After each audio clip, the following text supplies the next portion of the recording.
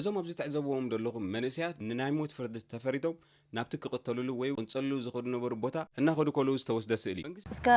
ፍሉይ ዝሓስባልካ ወይ ዝሓስበትልካ ጓል ተላስከ ዕለኒ ንዓኻ ይወዳሓትና ንዓይ ወዳሕት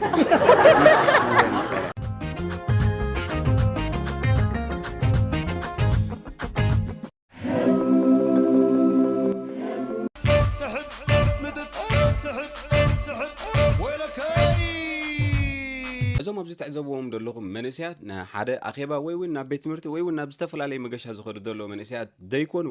እንታይ ደኣ መንግስቲ ኮንጎ ዝተፈላለየ ንጥፈታት ናይ ገበን ክሳተፉ ዝፀንሑ 170 መንእስያት ንናይ ሞት ፍርዲ ተፈሪዶም ናብቲ ክቕተልሉ ወይ ቅንፀልሉ ዝኸዱ ነበሩ ቦታ እናኸዱ ከለዉ ዝተወስደ ስእሊ መንግስቲ ናይ ኮንጎ ልዕሊ 170 ዝበፅሑ መንእስያት ኣብ ዝተፈላለየ ንጥፈታት ናይ ገበን ከምኡ ድማ ናይ ስርቂ ብመሳርሒታት ጌርካ ክነጥፉ ዝፀንሑ መንእስያት ኢንክሉዲንግ 3 ናይ ኣሜሪካ ሲቲዘን ዘለዎም ሰባት ብሞት ፍርዲ ፈሪዱ ከም ዝቐንፀሎም ኣብ ዝሓለፈ ሰሙን ተራእዩ ኣሎ እዞም ኣብ ዝተፈላለየ ገበናት ክነጥፉ ዝፀንሑ መንእስያት ብዝተገብረሎም ምፅራይ እዚ ዓይነት ውሳነ ከም ዝተበፅሑ እውን ተፈሊጡ ኣሎ እዚ መንግስቲ ኮንጎ ወሲንዎ ዘሎ ውሳኔ ፍትሓዊ ኮይኑ ይስማዓኩም ዶ ወይ እውን ከምኡ ክገብር ይግባእ ኢልኩም ትሓስቡ ዶ እስከ ፍሉይ ዝሓስባልካ ወይ ዝሓስበትልካ ጓል ተላስከ ዕለኒ እታ ጓል መን ያገለ ዶ ይኾነሲ ሓደ ግዜስ ዘጋጠመካ ሓንቲ ነራ ዓርኬ ድብላ ሕጂ ተረጋጋሚ ቴሌፎን ገለ ክድወላ ሰምዕ ነይረ ሕጂ ሓደ ግዜ እናሓለፈት እንኮላ ምስ ትወዲ የረኽባሞ ፀውኤስ ዝወዲ ደኣ ኣበይ ትፈልጥ እየ እንታይ ኪ ኢለ ሓይትያ ዝወድስ ወዳሓትነ ኢላሃኒ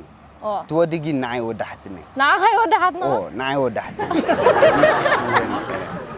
ሕጂ ንዓኻስ እውይ ኣነ እዚኣ ድገበረት ጓል I shouldn't be crying because my entire block is burnt down. እዚ ትሪእዎ ዘለኹም ሰብኣይ ከዓ ከም ብሱል ጥረ ድዩ ዝበሃል ናቱ ገዛ ጥራይ ካብቲ ሓደጋ ባርዕ ናይ ካሊፎርኒያ ከይተተንከፈት ሓዊ ከይተንከፋኳ ብሰላም ተተገላገለ ዘብክዮ ዘሎ ግን ናይቶም ብሓዊ ቤቶም ዝተቓፀለሎም ጎረባብቲ እዩ ናይ ብሓቂ ከዓ ብጣዕሚ ዝሃዝን ኣምላኽ ቤተይ ኣድሒኑለይ ኣሎ ኣበይ ግን ኣለዉ ጎረባብተይ ክብል ከዓ ነዞም ጋዜጠኛታት ኢንተርቪው ገይሩ ኣሎ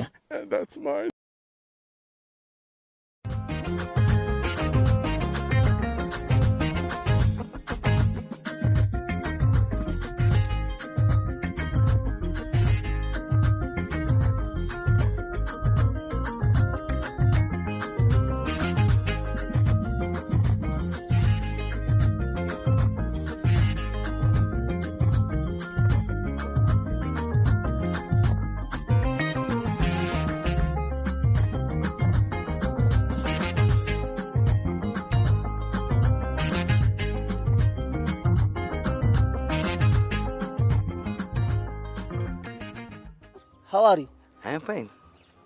A lot of things.